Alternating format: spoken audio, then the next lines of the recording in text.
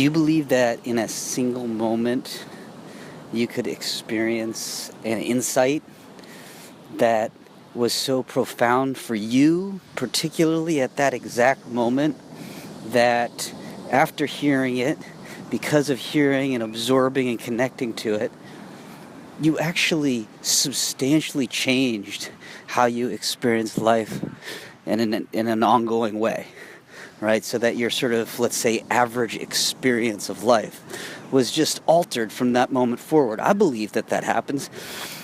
That happens all the time. I think the challenge to seeing it happening comes because it's really difficult for us to remember that there's a difference between an idea and actually experiencing the idea.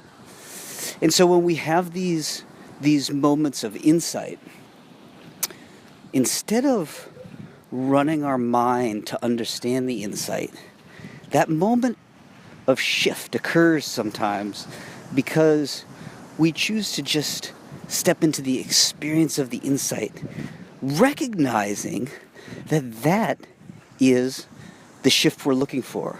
It's not about some insight, it's not about some knowledge.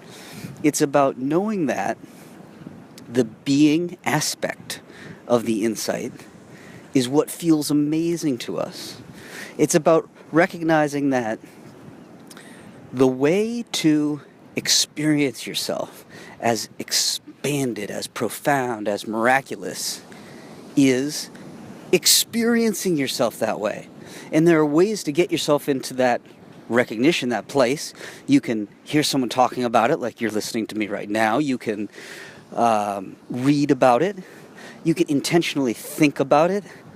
I actually recommend something that you don't hear very often, which is speak to yourself about it. Because the mechanisms of psychology that are at play when you're speaking requires an organizing principle inside your brain that drives you toward experience, right? Speaking is experience. The resonating sound within you, the vibration, creates experience. And so when you begin speaking from a place that really resonates to you, then you are by definition bringing yourself in to that experience. And these are the experiences that we see that end up sustaining. An insight is amazing. An epiphany can be amazing. But what makes them sustain is the ability to reconnect with the feeling state that epiphany, that insight suggests.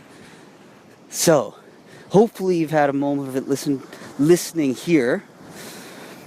I always, for myself, when I get up, first thing, I do some mind exercise. I bring myself into that place. Oftentimes I will speak a mind exercise, just as I'm suggesting that you do. So speak myself into that place. Or I'll listen to one I've recorded before, or I'll read, or I'll listen to some of the great masters, Eckhart Tolle, incredible. Wayne Dyer, who's passed recently.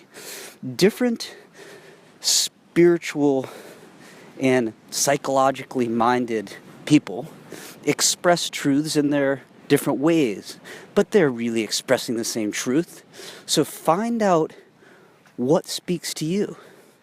Who's the vessel that the message can come through to touch you in a way that it shifts your experience? When you find that, get more of it. Do it. Practice it on a consistent basis. And when you do, the more you do, you'll see that your body naturally moves towards that resonance, towards that experience. And that is the evidence of the seed that was planted in you, of the insight, of the epiphany, coming to life in the reality of experience.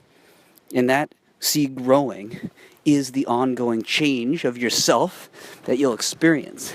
And it all started from a seed, a moment of listening, understanding, and shifting experience.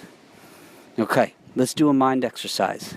Let's do something that brings us into awareness of that profound experience right now.